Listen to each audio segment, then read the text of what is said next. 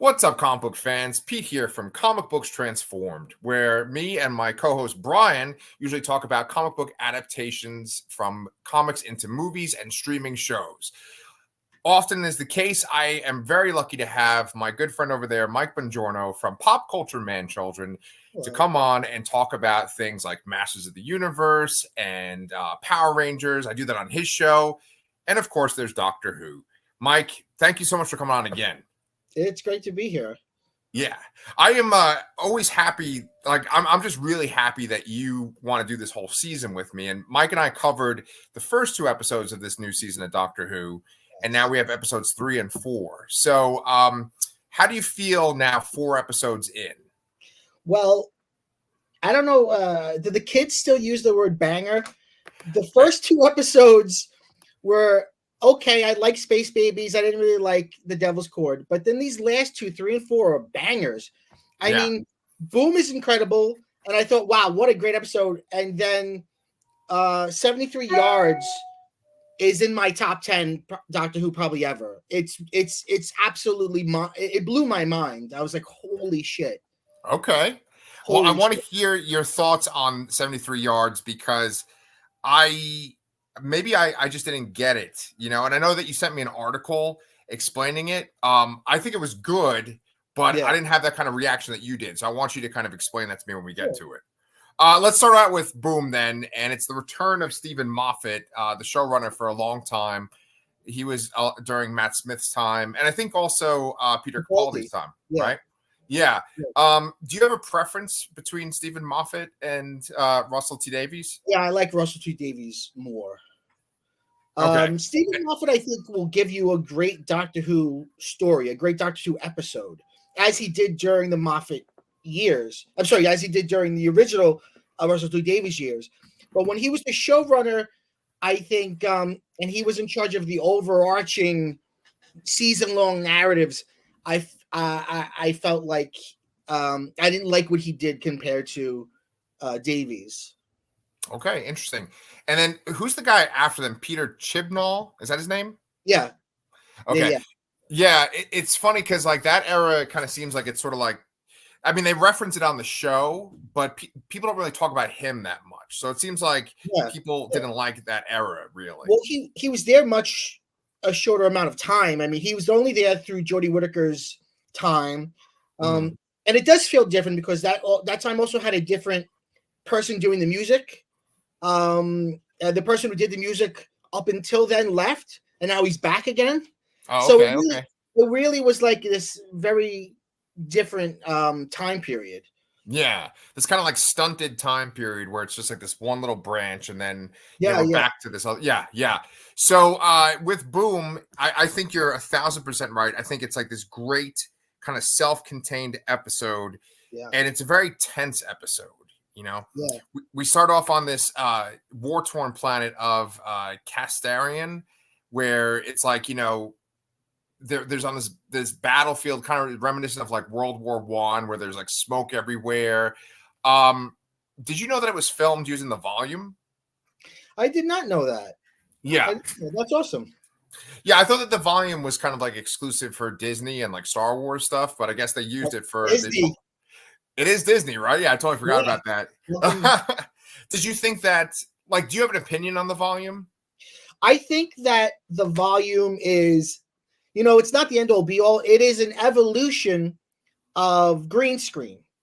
In some ways, it goes all the way back to rear projection, some of the earliest ways of creating a background in movie history. Right. In some ways, it's actually more close to rear projection than it is green screen. I think what we can see is the volume is great for things like this episode, which is in many ways like a bottle episode.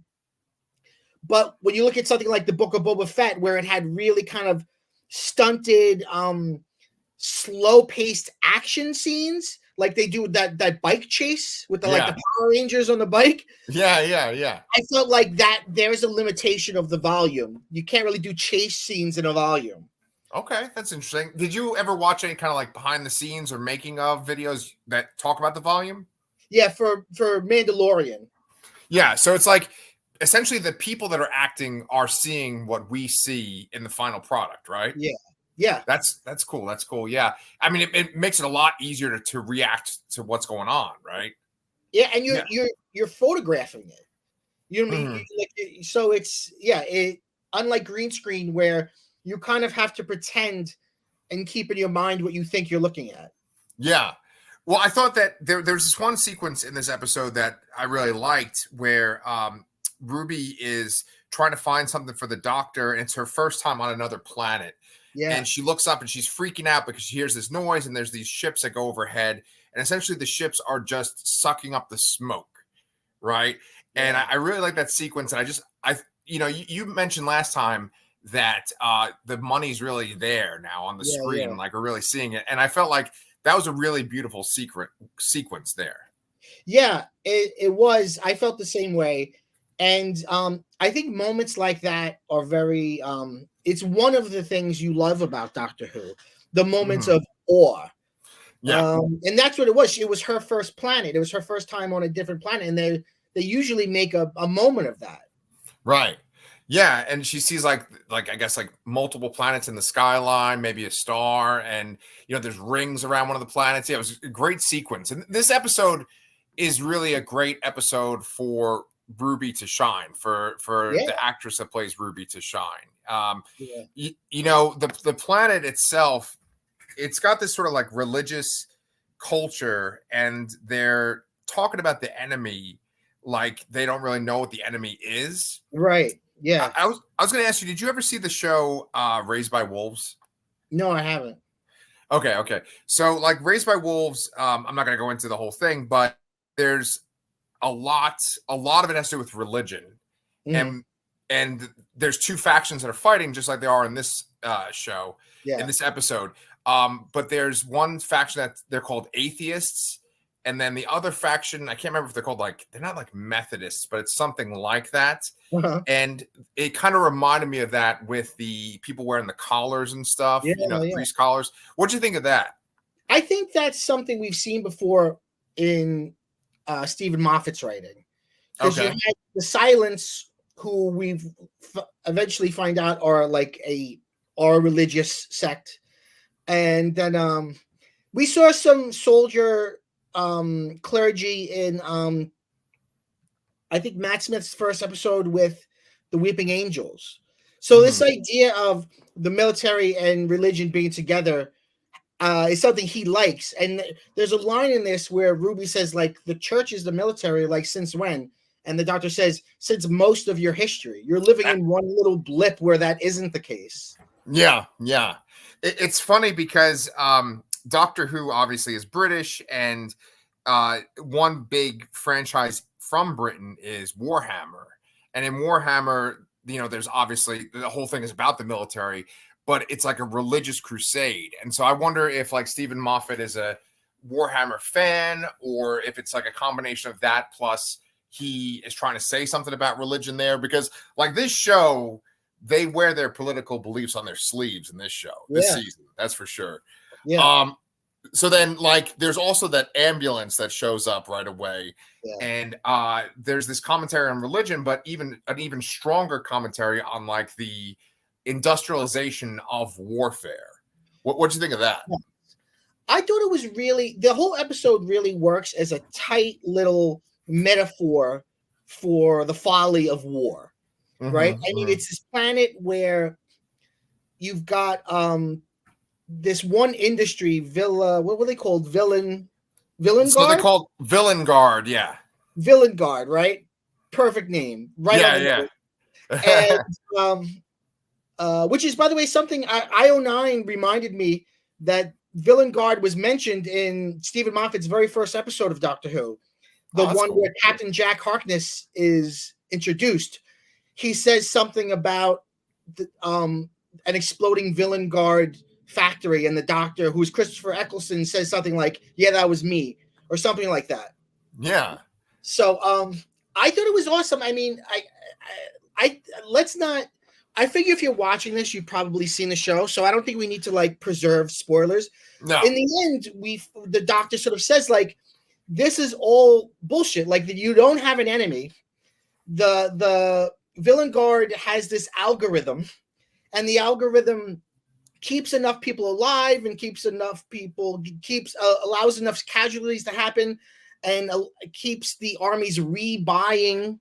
It's sort of I think probably like, mocking something like Halliburton or one of these weapons manufacturers.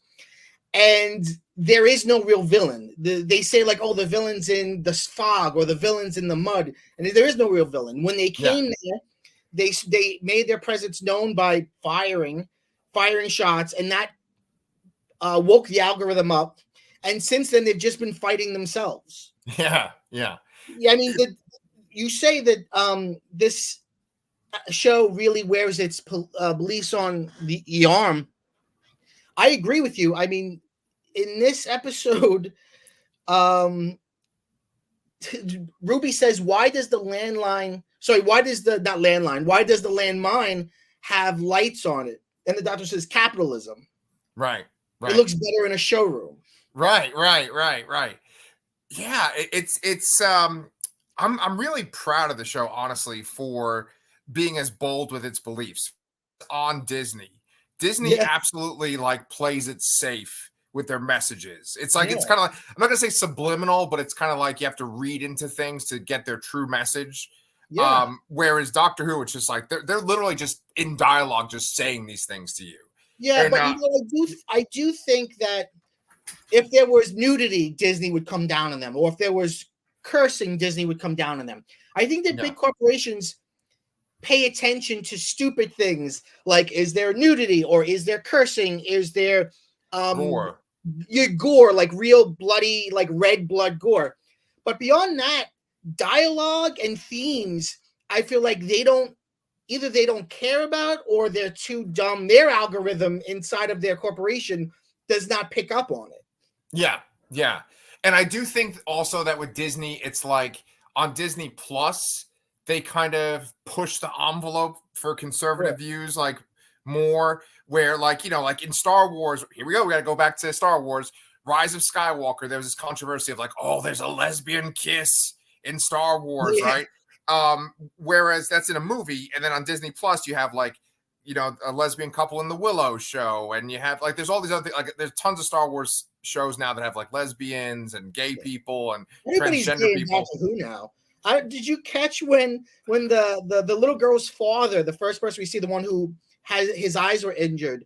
Vader. Was his name Vader? Like Vater, yes. Yeah. He says, my parents, he gives two female names. Yeah. It's very quick, and it's like, everybody's gay. Yeah. I love it. Yeah. I was wondering too, because if we jump ahead to the next episode real quick, Ruby goes to a pub, and there is a guy that has eyeliner on, and the way that he kind of talked and his facial features, I was wondering, I was like, is that another transgender character too? But I think it could have just been a man with eyeliner too. I mean, it doesn't matter. But I guess like, I just feel like it's very bold compared to other Disney stuff. I completely agree. It's bold. And also remember that outside of where it's on Disney Plus, in the UK, it plays on BBC as it always did. Right. That's bold too. Yeah. I know they're going through their own kind of version of what we're going through here, and I'm sure there's a bunch of conservative people there just like ripping their hair out over this show. Yeah. So let's bring it back to the soldiers. The beginning sequence is very disturbing, and I mean, I remember that from when I first watched Doctor Who, and I knew that like they'd always talked about it being like a kid's show, but it was scary, and that kids would kind of watch it with their parents and then hide behind the couch when there's a scary thing happening. Yeah. And you have this ambulance show up, and it looks kind of like a Dalek when it's in the distance in the fog. Right. But then the interface is that woman who's been in every episode. Yes. Susan Twist is the actress. Susan Twist. Yeah. Yeah, and I wanted to apologize to you too, because you were right. Susan Twist was not that woman from the first episode. Her name was Mrs. Flood, and that's a different person. You are racist against old white British ladies. Oh God! It's gotta stop. Oh God! I'm descended from one too. Peter's always like texting me, "Hey, is that Maggie Smith on Channel 3? I'm like, no, that's Dame Judi Dench. They're all the same to me. Yeah, go make me some tea, you bitch. But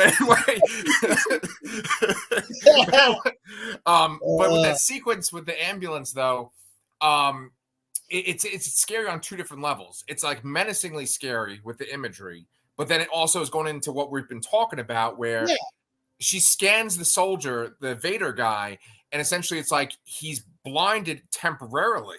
Right. He's gonna recover, but it's just not worth it for them to heal him, so they kill him.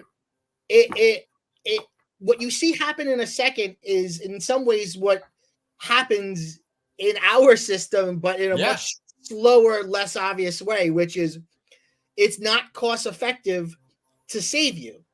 Like I think they said he had 4 weeks before his eyesight would be back to normal. If it had been 1 week, they probably would have revived him and saved him.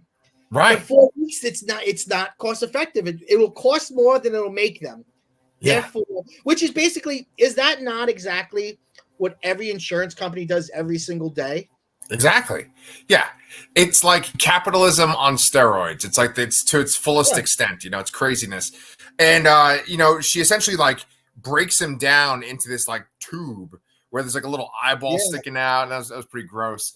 Going back to me being racist against old British women, my great grandmother from Scotland is rolling around in her grave right now. But I was going to say that I almost shed some tears based on my Scottish heritage when the doctor started singing this one song. He steps on the landmine and he starts singing that song, sweet. I'm not going to sing it, but it's Skyboat song. And I remember that from like my grandfather playing it. He used to like this one Scottish band called the Corries. And I thought that the doctor just did an excellent job singing that very peaceful, sad song. That's awesome.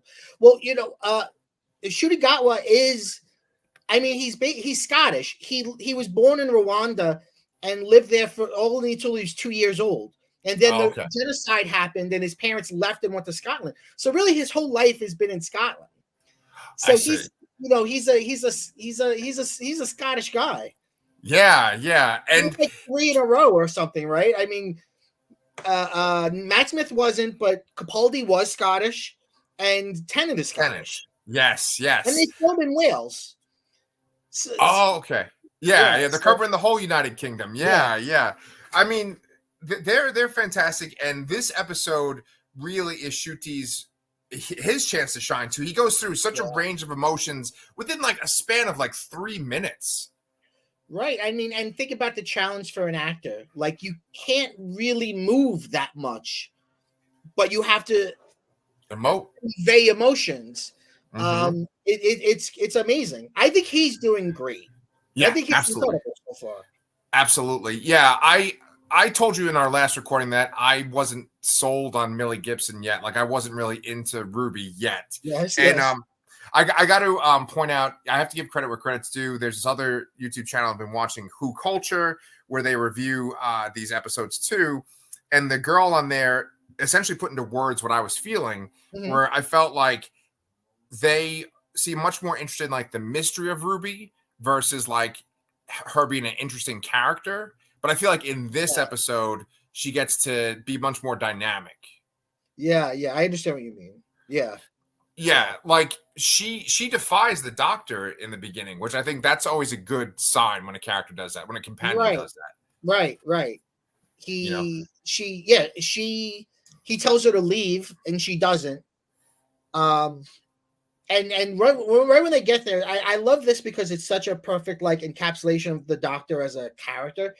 He like steps on a landmine and he's like, okay, first things first. I heard somebody scream over there. We have to go find whoever's screaming and help them. And she's like, well, I think you're the most important thing. And he's like, no, I'm not even screaming yet. Yeah. It's funny, but it just shows the doctor, like, even when the doctor's in horrible danger, his thinking is you have to help someone else first. Yep. Very good point. Yeah. Fucking liberals. Am I right? Yeah. Those genocide survivors living in Scotland. What the hell? Anyway,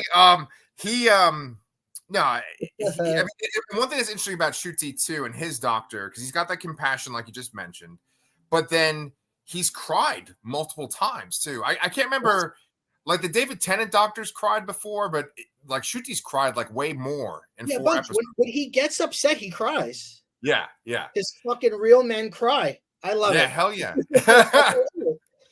So we're talking about companions too, and one of the other characters in this episode is another soldier who's Mundy Flynn. And he makes a great joke. He's like, she should get with Ruby because then she could be Mundy Sunday, right? But apparently the actress Verana Sethu is going to be a companion later in this season. Ooh, okay. Interesting. Yeah. They've already shown a picture of them together. Okay. Is that after Millie leaves? Because isn't Millie going to leave? I think so. Yeah, like it's like a Christopher Eccleston situation, right? We knew she was leaving even before she came. Yeah. Yeah. Because it gives you a weird feeling of like getting used to her. Yes. Yeah, I think her dynamic with the Doctor was interesting. In Doctor Who, we've shown that, actors can come back and play completely different roles. So I don't know if it's going to be this person or if it's going to be just that actress in a different role. It's going to be her in a different role because they showed them together, like, and they kind of had this like retro look, like this retro suit from like the 50s or something. So yeah, but I mean, unless it's that character. All over this coincidence is all over this season of Doctor Who. It's all. I mean, these 2 episodes are talking about the story begins when the Doctor accidentally steps on something, and Susan Twist keeps popping up, and I think it was a YouTuber named The Confused Adipose. I was watching some of his stuff, and he reminded me that probably the reason all this magic is happening is because in the Wild Blue Yonder, David Tennant does that thing with the salt on the edge of the universe. And he says, I shouldn't have invoked superstition at the edge of the universe where the walls are thin. Mm-hmm. And maybe that's why there's so much magic and there's gods and all that in our current story. Because it's gotten very magical. Even in the next episode, when we see Kate Lethbridge Stewart, she says something about there being more magic lately. Yes. It's funny that you say that because this episode, Boom, is very devoid of magic, I feel. Yes. Like the only magic that we see, and then I do want to segue into 73 yards. The only magic we really see is when Ruby gets shot and then it starts to snow. Yeah, it starts to snow again. Yeah. And it snowed a lot. I wanted to bring that up because what was really impressive about this episode for me was that they just kept raising the stakes over and over and over again. The doctor's on a landmine. Okay, so then there's a landmine. A soldier shows up. She's pointing her gun at them. Okay, that's stressful. And then we're literally monitoring his stress by the green lights on the landmine. Yeah. The soldier shows up. Then a little girl walks into the battlefield. Then her dad's recording shows up. And so the girl knows her dad's dead. And she's like distressed on a battlefield. Then Ruby gets shot. It's like, oh, no. Even before she gets shot, the ambulance shows up and like plugs into her and plugs into the doctor too. Yes. Yeah. Or maybe it doesn't plug into her. It definitely plugs into him. It plugs into her after she's shot. Okay. Right. Mundy says, shoot me somewhere where it won't kill me so we can get the ambulance away from the doctor and focusing on me. And so Ruby's going to do it, but the Canto, who is in love with Mundy, sees it and he thinks Ruby's really going to try to kill Mundy, and he shoots Ruby, and then Ruby is so dying. And when she starts, it starts to snow when she's dying, but then she gets to like a critical point where I guess she's going to really die. The snow stops; it freezes midair. Yeah, which is a really interesting wrinkle. Yeah. Do you think that, just tying this back to your magic discussion, do you think that Ruby is a magical being? Well, again, I want to give credit where it's due, and that's what we both like to do. Yes. This person, what the heck's his name again? I just said Adipose something. Confused Adipose. He suggests that perhaps the reason why in the next episode people run away from Ruby is because she is a god of some kind. Oh, that's cool. I don't necessarily believe that. I actually don't know if there's any answers to be had in 73 yards, but I think that's an interesting thing to think about. Okay. Well, yeah. Well, let's jump right into that one. Unless, did you have anything else to say about Boom? Well, we were talking about politics before. He criticizes faith.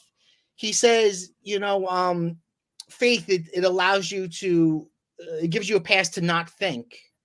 And then at the end, he does say something positive about faith, and he says something like, what does he say? Oh, just because I don't like it doesn't mean I don't need it, which is interesting. Okay. Yeah. God bless you, man, for writing down notes with the dialogue and stuff. Yeah.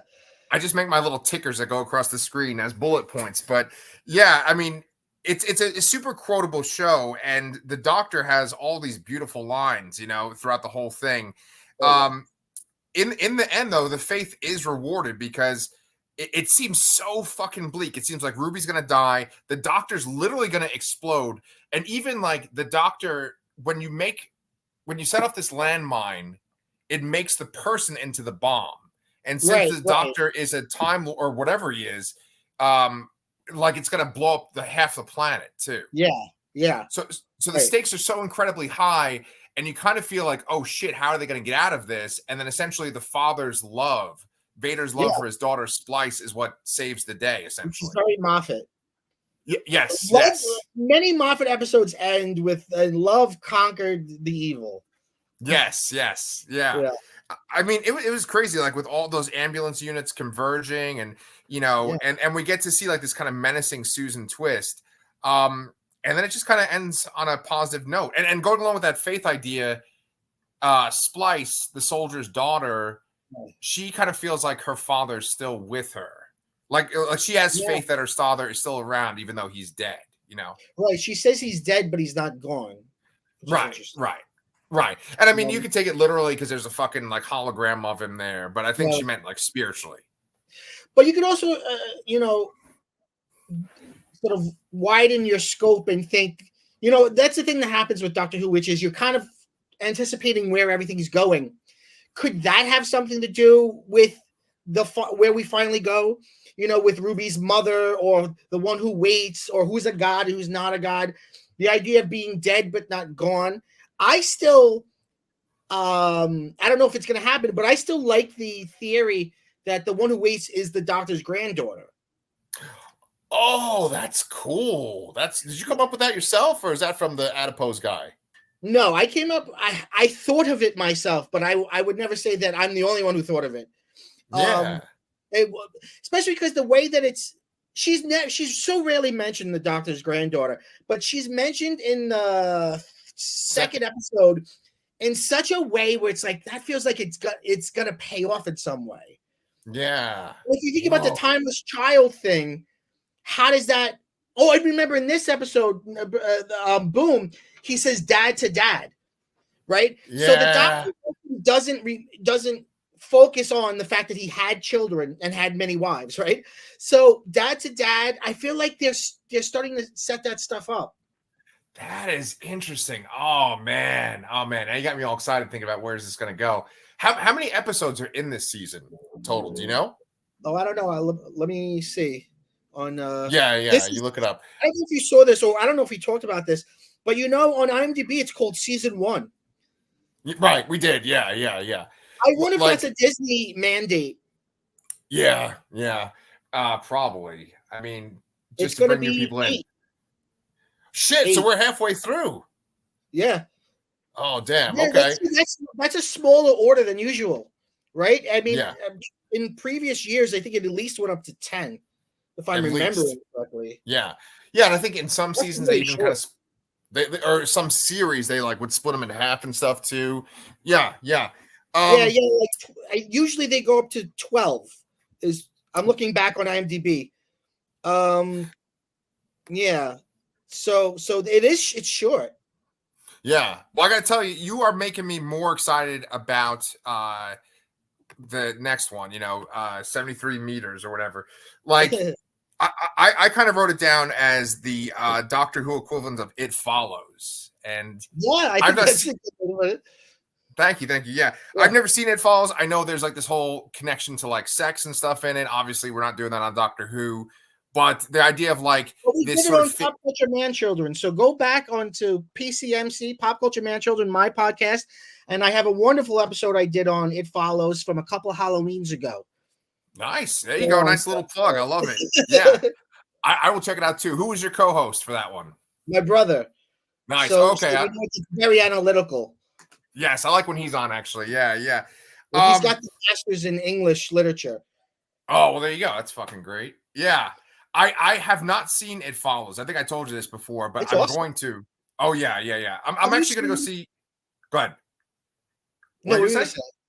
I was going to say tonight I'm actually going to see Furiosa. And I know that like you posted that like you were disappointed by it, right? Yeah. We can talk about it after you see it. Yeah. Have you seen Talk to Me? Yes, that was great. Yeah. I just watched that last night and I was blown away by it. And if you like that, you'll like It Follows. Okay. Yeah, I thought Talk to Me was fucking great. Yeah, that was that was on my top 10 for last year. But just bringing it back to Who though, this episode, it doesn't start off with opening credits. Yes. It shows the credits like while they're on this beach. Yes. And it's just very unsettling. So now I want you to tell me why you love this episode so much. So let's preface it by saying in the Russell T Davies era, there was often doctorless episodes. Mm-hmm. And I think that was you didn't really see that too much with Moffat or Chibnall. I think the reason he builds it into the schedule is to give the actor playing the doctor a little bit of time off. But it allows for really interesting stories because it allows to show stories of what is the world of Doctor Who when you're not with the doctor, and time means something, right? You see that in this episode. Time, you can't get around time in real life. You're going to get older. You're going to die. It means something. And what happens when you've just been touched? Your life has been touched by the doctor. There's an episode, a David Tennant episode without David Tennant in it, which a lot of people don't like this one. I forget what it is. It's like a support group for people that have seen the doctor. Yes. And it's all about like they've all had one little encounter with the doctor and it changed their lives. Yes.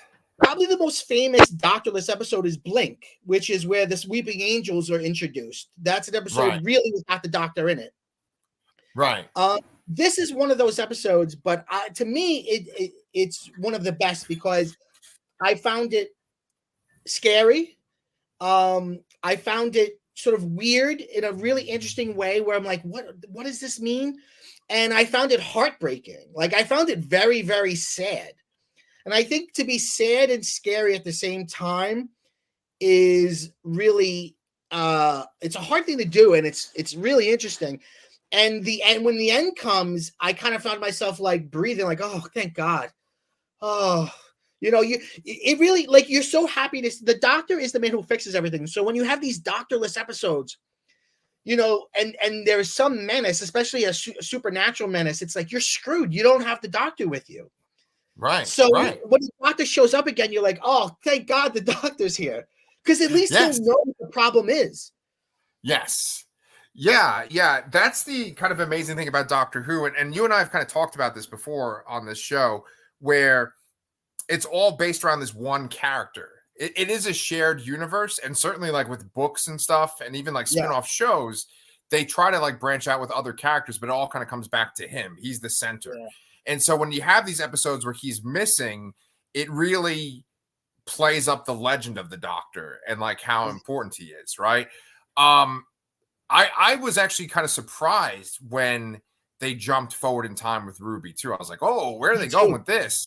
Me too. I really thought after that scene in the pub, she would find him some way or something. When they started to jump, first it was 2 years, and I was like, oh shit, 2 years, and then more, and then like at the end it's 40. I was like, holy shit! Like it kept, look, when something's surprising, it's always so enjoyable, and that's what's good about Doctor Who often, because I kind of was like, I couldn't tell where it was going. I kept thinking, it's going to be this kind of episode. Maybe the whole episode's in the pub, or maybe something like that. maybe she's an alien or whatever, and we're gonna figure out who this woman is.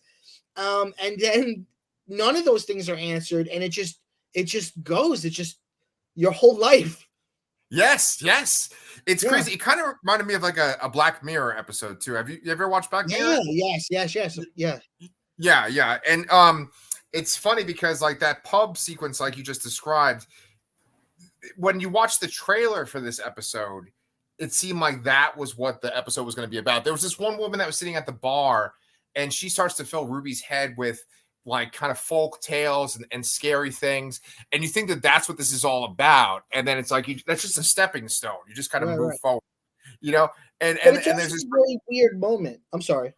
No. Well, I mean, I think it's just great because like the locals, they really like play up this idea of like, oh yeah, we live in the middle of nowhere and we believe these crazy ideas, these fairy ideas. And then it's just like, yeah, we're just regular people. We're pulling your chain.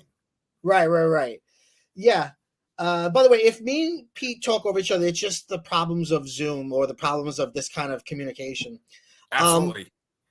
But that's weird too. Like what they do to her is weird. I mean, first of all, the first thing they do is when she wants to pay for something with her phone, the woman at the bar is like, "Pay with your phone? What do you mean?" So we, the audience, go, "Oh, has she slipped back in time? What's going on?" And then she's like, "Of course, we're not cavemen. Of course, you could use a tablet." And then they do that thing where they put her on and go, "Oh man, that's a fairy circle. You stepped in it, and oh man, Jackie's gonna come and get you." But it goes on so long, and they all jump in and improv. The fact that then it's a joke again, it's bizarre. Like watch it again and be like, now knowing where it goes, be like, wow, this is weird. It's weird that this happens. Yeah. And it's also weird because in some ways they're right, maybe. Yeah. Because we do eventually meet Mad Jack. But then in some ways they're absolutely wrong because in fact, what happened, this woman coming into the life of Ruby is what eventually will defeat Mad Jack. So it's it's so fascinating. It's such a, and I see people, and I understand the reason for this. People online are like, "What's this? Where did the doctor go? Who's the old woman? Why did this happen? Why did that happen? What does the woman say to people that makes them run away?" And it's like, okay, these are all interesting things to chew on, but don't assume that there is an answer. That like Russell T Davies has an answer in a vault somewhere, and don't assume that like you're right and someone else is wrong. I mean, to me, what's fascinating is how open it is. Yeah. And it is almost treated like a dream by the very end. She just kind of like brushes it off. And that was another thing I saw online too, was some people were kind of treating it like, well, does this have any kind of consequence? Because she doesn't even kind of remember what happened in this whole sequence, A little bit, because she does say it's been 3 times. And he goes, what was the third time? Third time, yeah. And she's like, I guess now. Yeah. Yeah. So something, yeah. Yeah. No. I was going to say, though, that that sequence that you were just talking about, though, in the pub, it also in the way that it's filmed makes it seem like it has importance, right? Because it's almost filmed like a Sam Raimi movie, like with the angles and stuff once they start building up the tension. There's lightning, like Mad Jack, and then lightning strikes, and it's like, oh. Yeah. I think there's like Dutch angles, too. Yeah. But okay, so you bring up one other part of this, though. You talk about meeting Mad Jack. And so that's obviously this Roger Ap Gwilym person. Yeah. So can you kind of explain to me your take on that? Like, you felt like she was always supposed to meet this guy based on like what the doctor said in the beginning of the episode. What do you think about that? I want to know. Right. In the beginning, the doctor just happens to mention like the worst prime minister in UK history, this man who like started a nuclear war, and then he goes, "Oh, what year are you from?" And she says, "I'm from 2024." And he's like, "Oh, I forgot. Spoilers. I'm sorry." So he brings that up, and then we've got the Mad Jack in the little fairy. There's the little papers in the fairy circle. I do think it was meant to happen. And that's what Ruby thinks. Like Ruby, she, as she gets older, she sort of becomes like okay with this woman who's constantly around her. And she'll like on her birthday, she'll like look out the window and like toast a glass of wine to her and like, here we are. And when she sees Mad Jack on the TV, it's like, oh, like her life has meaning again. And she's like, I have to do this. It's very much like The Dead Zone. If you've ever read the Stephen King book, The Dead Zone, or seen the film, The Dead Zone, where you realize the power you have is to assassinate a political figure. Right. But it also shows that even with just a small touch of the Doctor in your life, you get the thing in you of altruism. She's like, oh, I have to. This guy's going to start a nuclear war, and I have to stop him. Okay. That's interesting. Yeah. And I mean, they were trying to say something there too. Like, once again, it's funny because with this episode, it didn't seem political at all. We were talking about how they wear the politics on their sleeve or whatever in the show. And then all of a sudden you have this guy who's kind of conservative. I felt like his views. He wants to leave NATO, and he wants to amass nuclear weapons. Yeah. And we could assume that maybe he raped somebody. Right. I don't mean to laugh at that. It's like, yeah, this guy's fucking awful. Yeah. And so then she essentially uses this woman to take him out of power. Yes. And the fascinating, I mean, that whole scene where she walks onto the field and she's got her phone, which is measuring how far she is from the woman. And she's walking back until the woman will be right next to him. And they're like going to shoot her. They're like, ma'am, stop. And then he talks to her, then he runs away. Yeah. And then he steps down from being the prime minister. It's so interesting because you're like, what did, and the reporters ask him like, why did you step down? And he's like, ask her, which is something other people say too. Yes. Well, so multiple people are touched by this woman, right? Yeah. Like, I don't mean literally touched. I mean, like, she says something, they interact with her, and then like they just run away. They leave Ruby. And I think the most heartbreaking one is when her like adoptive mother goes to interact with her. Oh my God. It broke my heart. Like I found this to be such a sad episode. And that's one of the good things about Doctor Who. Her adoptive mother leaves her, and she's got all these issues with her biological mother. And then her adoptive mother says, like, leave me alone. I'm not even your real mother anyway, which is like so painful and harsh.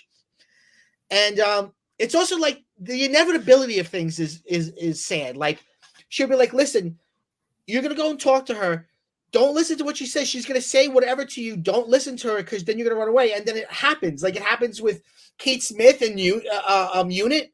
Like, they come, you're like, oh, at that point, I thought, oh, maybe they're going to save the day. Like, maybe, like, you know, the doctor's going to calm down or whatever. And then, like, she just hears it on her thing and she's like, I'm out of here. Fuck it. Like, yeah. What is it? It's part of me wonders if it's like, you know, like they talk even in that scene about perception filters. Maybe there's just something wrong about what's happening.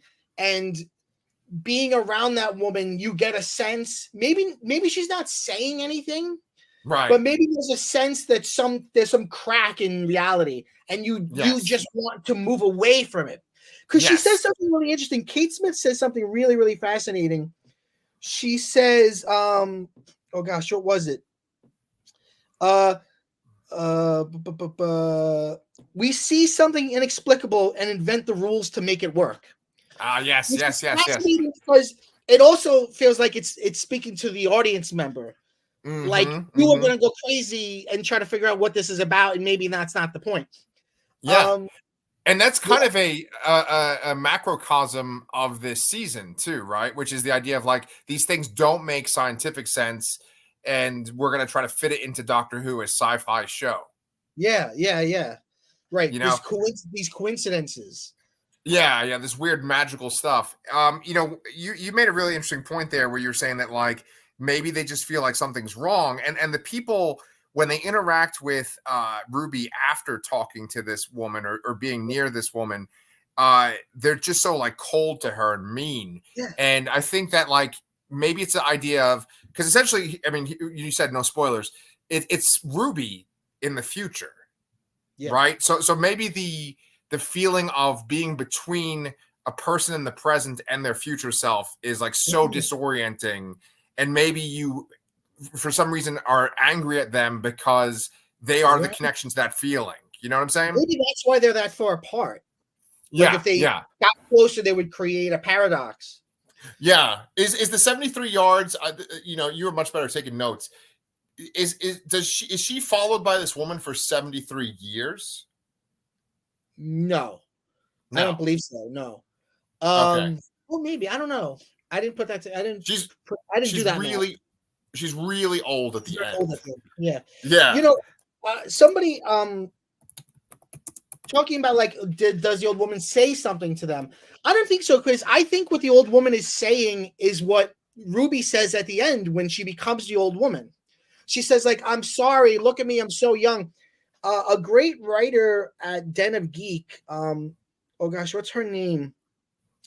Because I was like, wow, I really enjoyed this thing. You got to give credit. Louisa Mellor at Den of Geek, not Den of Greek. I could go to that place tonight too. Yeah. Oh my God, the falafel is incredible there.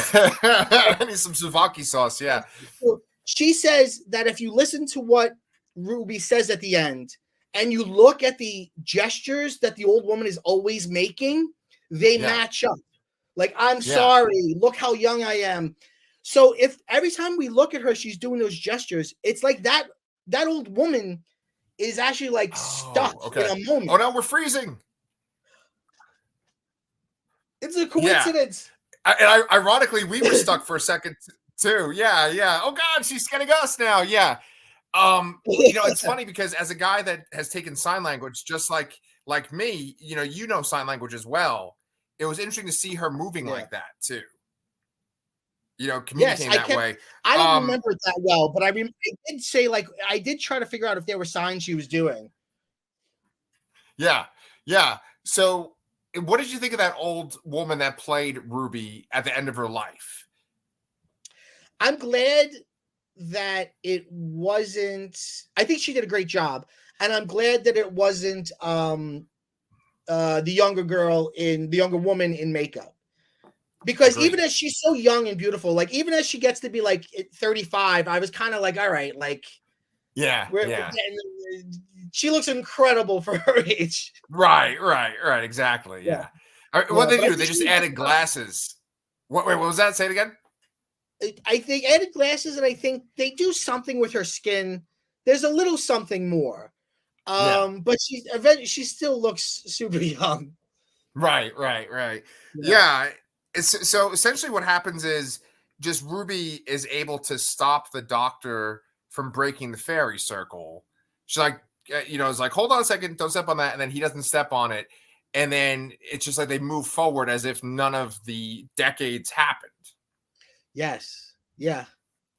So, I mean, it's cool little side adventure. And do you think that it's ever going to be referenced moving forward, or what do you think? I don't think things will be explained, but I could easily see whatever the mystery ends up being of who was Ruby's mother, why is Ruby important, why can she make it snow? I think that has to in some way tap into this. Yeah. Because we saw her live her whole life out. Yeah. And she even says something. She says, I got to a point where I couldn't make it snow anymore. So when she's not with the doctor, she loses that ability. That is interesting. I didn't even think of that. Yeah. I wonder. Yeah. Dude, you got me so excited thinking about like what's going to happen with her, and then like if the doctor's daughter is going to be involved too, or granddaughter. I mean, sorry. Either really, but granddaughter. Yeah. It would make sense also to call her the one who waited, because the doctor said I'd come back for you, and he never did. Yeah. Oh man, and that's kind of a common theme with the doctor too, where like there's always these companions kind of waiting for him, and then he returns to really good stuff. Did you have anything else you wanted to say about this one? Geez, let me look at my copious notes. Yeah, you took some good notes, man. When I've taught film classes, one of the things I'll do is I'll be like, listen, kids, You got to learn how to write in the dark if you want to be a critic. I smoke a cigar while I teach. I go, if you want to be a critic, you got to learn how to write in the dark.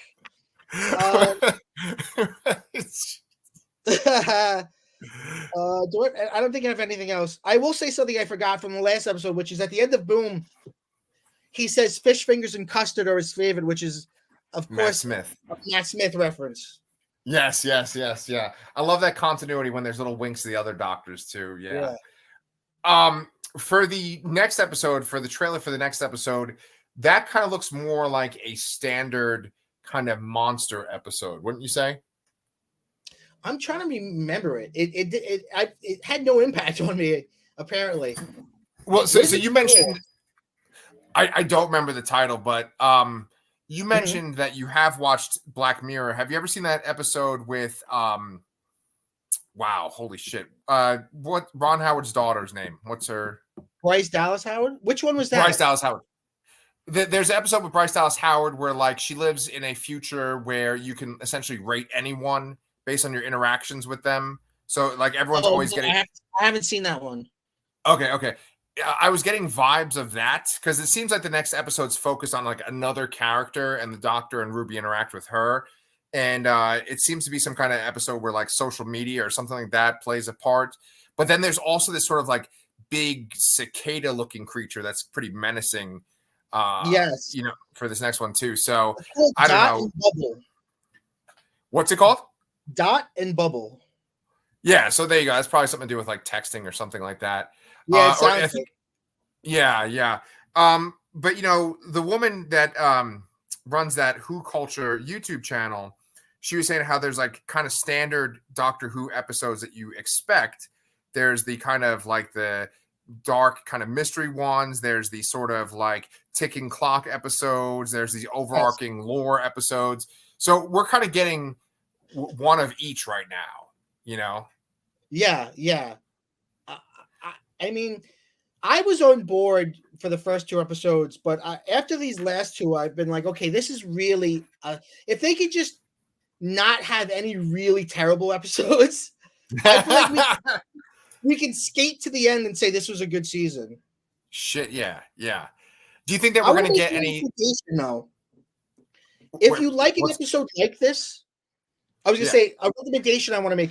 If you like the weirdness of this episode, there's a great episode during Jodie Whittaker's time, season 9, episode 11. It Takes You Away, and it's a very, it's like a cabin in the woods story, but it's super weird and it goes in crazy directions you don't see coming. If you like weird Doctor Who, check that episode out. Okay, I'm sorry. It Carries You Away is the name of the episode. It Takes You Away.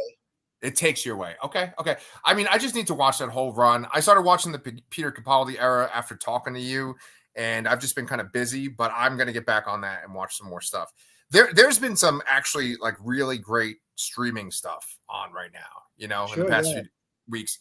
But speaking of streaming stuff, I know that sometimes you'll review things on your channel. You want to do a little plug for Pop Culture Man Children? Yes, Pop Culture Man Children, which we call PCMC, is a podcast that's available anywhere you could get podcasts. We come out every Wednesday. We tend to have two different kinds of episodes. There are some episodes that we call Fullies, and those have news and trailer reviews, and then just some conversation, what we call the chill sesh, which is like what you're currently watching, and then our current obsession, like what's the thing you're currently obsessed with. And then we have topic episodes where we just talk about a movie or a comic or a show or a video game. Let's see. Next, we just did an episode on Vampire Hunter D. Cool. Which is good. You can also find it on YouTube. We're also on YouTube.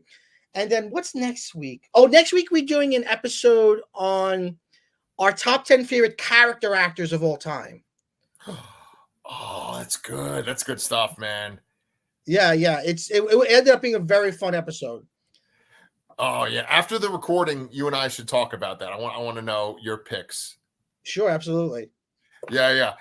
And then Mike has me coming back on the show. We're going to cover the Dolph Lundgren Masters of the Universe movie too in a couple of weeks as well. Incredible. Yes.